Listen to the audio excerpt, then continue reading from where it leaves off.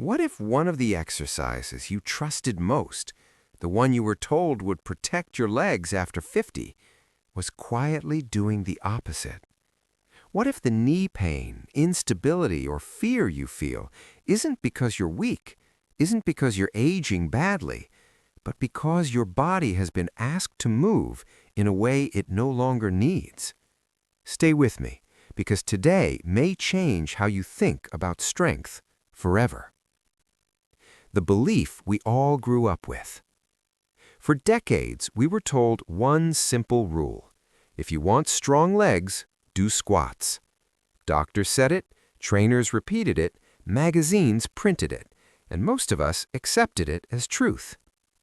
But here's the question no one asks. Is that advice still right for a body at 55, 65, or 75?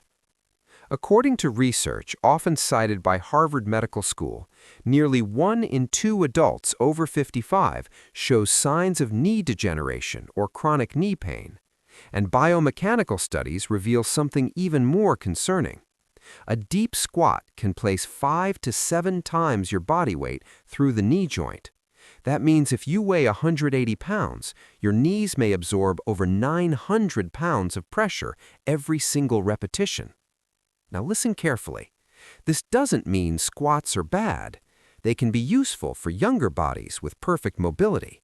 But your body today is not the body you had at 30, and pretending it is where the real danger begins. Now I tell you what changes after 50 and why it matters.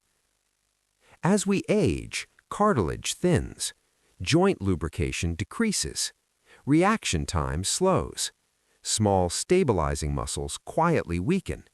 Yet many people keep training as if none of this has changed. So when the knees start to ache, or balance feels uncertain, or movements feel shaky, you might think, maybe I'm just getting old. Maybe I should push harder. Maybe this is normal. But what if the problem isn't you? What if the problem is one-size-fits-all exercise advice being applied to a body that is anything but one-size-fits-all? Here's the truth most people don't hear.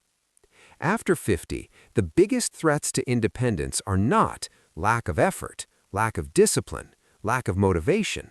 They are loss of balance, loss of movement control, and loss of confidence in your own body.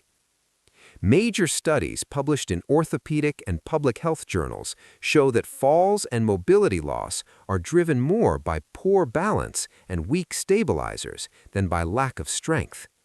That's not scary. That's empowering, because it means the solution isn't pushing harder, it's training smarter. Today, I'm not going to show you harder exercises or trendy workouts. I'm going to show you 3 smarter movements that for most people over 50 are easier on the knees, safer for the joints, more useful for real life, and most importantly, they rebuild trust in your body again. Before we begin, drop your first name, age, and where you're watching from in the comments. Your story matters here, and it might give someone else the courage to start. Exercise number 3 is step down, learning to go down safely. Most people think strength is about pushing up, but after 50, what protects your knees most is the ability to control the way you go down. Think about stairs, curbs, uneven ground. Going down is where falls happen. This movement trains something rarely practiced: eccentric control, the ability to slow your body safely. Studies show older adults who train step-downs improve joint stability, confidence, and reduce fear of falling in just weeks. How to start? Use a low step, 4 to 6 inches. Slowly lower 1 foot to the floor. Control the descent. Step back up with intention. Quiet, smooth, no rushing. This teaches your nervous system to respond with calm instead of panic. Exercise number 2, sit to stand, the true measure of independence. Standing up from a chair seems simple until it isn't. One day there's hesitation, Another day, you use your hands. Then you avoid low chairs altogether, and independence begins to shrink quietly. Research shows the sit-to-stand movement is one of the strongest predictors of aging well. It trains legs, hips, core, balance, posture, all at once. No machines, no gym, just life. How to practice. Sit near the edge of a firm chair, feet flat, shoulder width.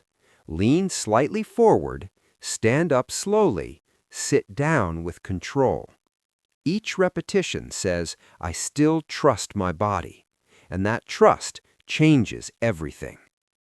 Exercise number 1, lateral step-ups, strength that saves you. Most falls don't happen walking forward. They happen when you turn, sidestep, react quickly. That's where side-to-side strength matters. There's one quiet muscle that protects you here, the gluteus medius. When it weakens, knees collapse inward, ankles wobble, balance disappears, and most routines never train it. Lateral step-ups wake this muscle back up. How to do it? Stand sideways to a low step.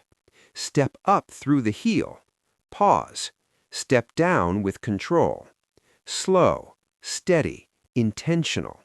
This is real-world strength. These exercises may not look impressive, but they build something far more valuable than muscle. They build confidence. Each controlled step down teaches your knees they are safe. Each sit to stand reinforces independence. Each sidestep prepares your body for real life. If this message spoke to you, share your age and where you're watching from below. Your words might be the reason someone else chooses hope over fear today. This is Senior Health Forever, where aging isn't something we endure, it's something we take back, one smart movement at a time.